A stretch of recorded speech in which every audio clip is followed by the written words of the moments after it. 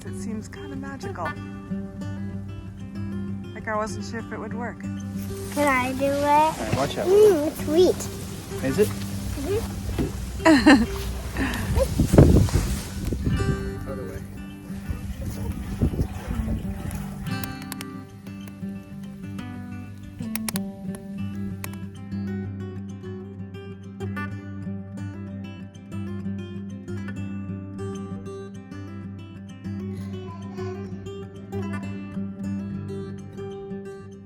Hi friend, welcome back to Heritage Homestead. We've been enjoying a lot more waffles lately because we are really excited about the maple syrup that we made this year. This was our first year tapping maples and it is a lot of work. I will never look at maple syrup the same again, but it is also really gratifying. Let me take you back to January and show you where this all began. We don't have many trees to tap, but just a mile down the road is the retail nursery that my parents and brother own. They've got a good supply of sugar maples and gave us permission to tap. So we loaded up the family and took supplies to tap 5 trees. All these trees that are in front of me right now and next to me are sugar maples. Trees should be tapped on their south-facing side, about 3 feet above the ground, and the hole should be about 2 inches deep. Spiles come in different thicknesses, so just be sure to match your drill bit to the thickness of your spile. Oh, look! That's sap! It's already coming out! Did you catch one? Jamie, come here. I got a secret place. Come on. We wanted to keep our gear pretty basic this first time around, so we only bought spiles and tubing, and then we used some sanitized milk jugs to collect the sap. Not buying buckets for sap collection really helped us save some money and made this just an accessible thing to try.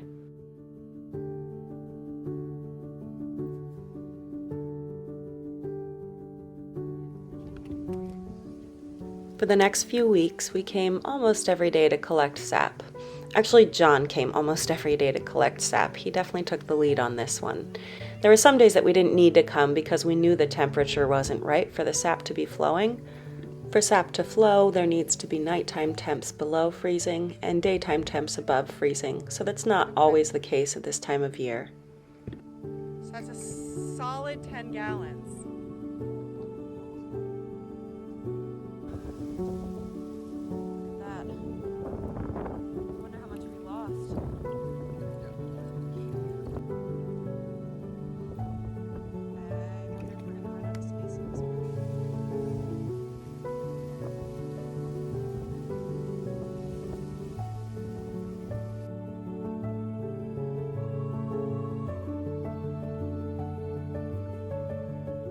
Storing the sap was an issue. I know in colder climates, a snowbank is often used as an outdoor refrigeration system, but that's not an option for us here in central Pennsylvania.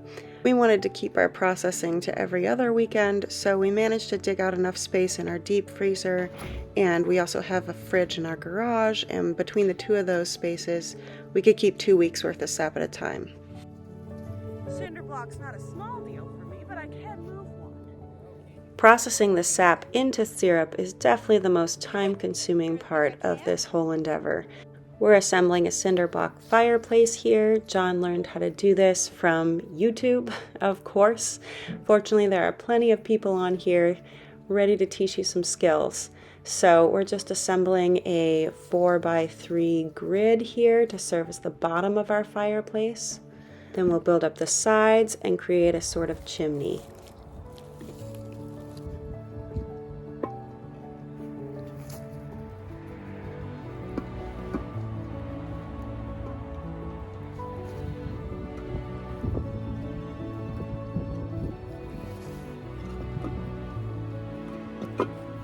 This is access to things. Probably.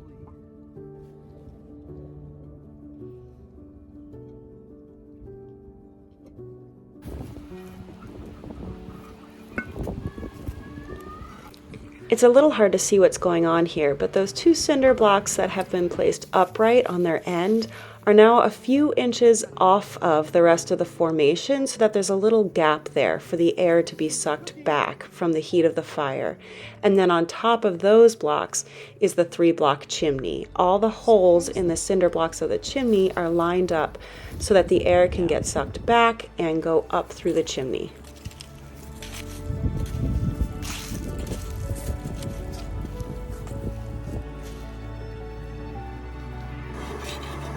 Good job, girly. What are you doing now? You're being so careful, right? When I cut you need any more blocks, Daddy, I'm gonna make some.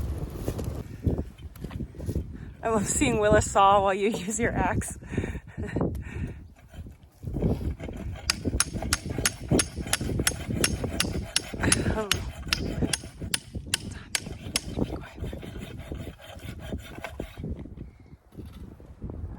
Okay.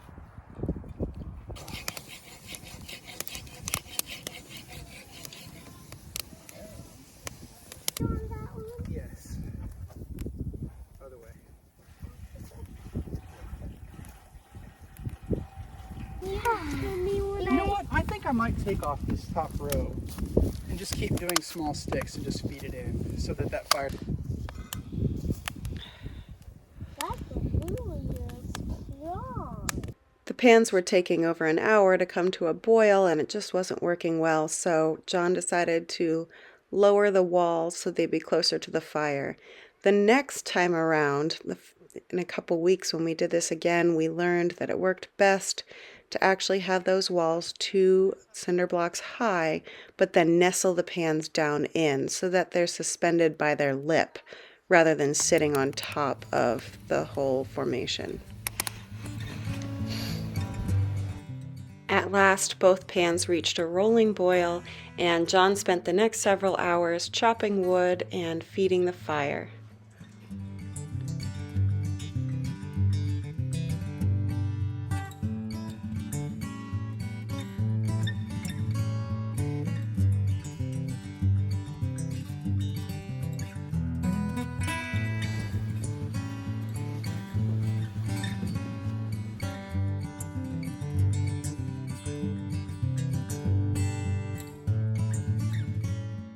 The back pan that was closer to the chimney definitely ran hotter, so whenever we were able to, as the sap condensed down, we shifted it towards the back pan and just put a new batch of sap on the front pan. We kept a kitchen thermometer on hand and periodically checked on the temp of that back burner. Finishing the syrup is a delicate process because it needs to come to just the right temperature. We brought the sap inside when it reached 212 degrees Fahrenheit because finishing on the stove top allowed us to control the temperature more closely.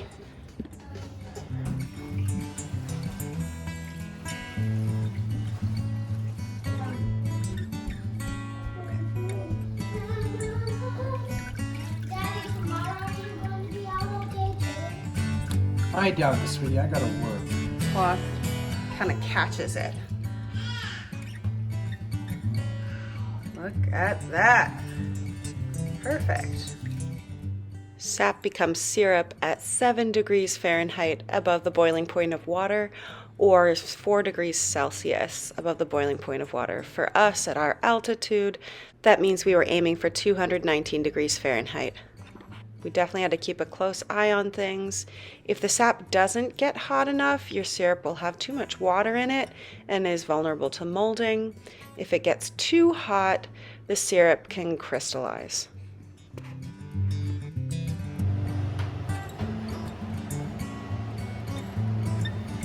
Curious if it has like any kind of smoky on Yeah, different being done over wood.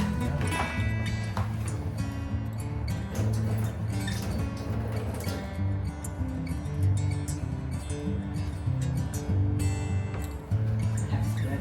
It tastes just like last time to me.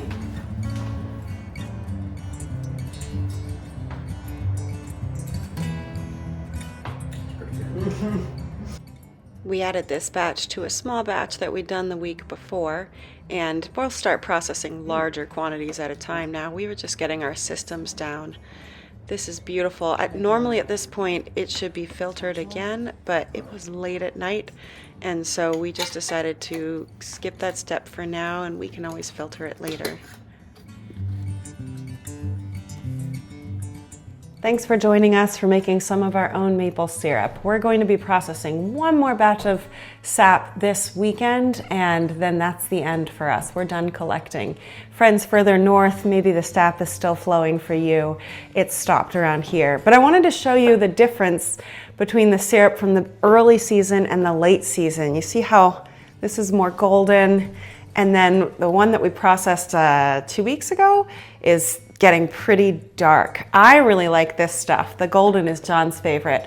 I'm curious what you like. Let me know in the comments. We're happy to have this. I think we're going to get one more quart this weekend, so that's not bad. Three quarts for the season, and there are a lot more trees that we could have tapped. So maybe next year we'll tap all 10 trees and see what we end up with.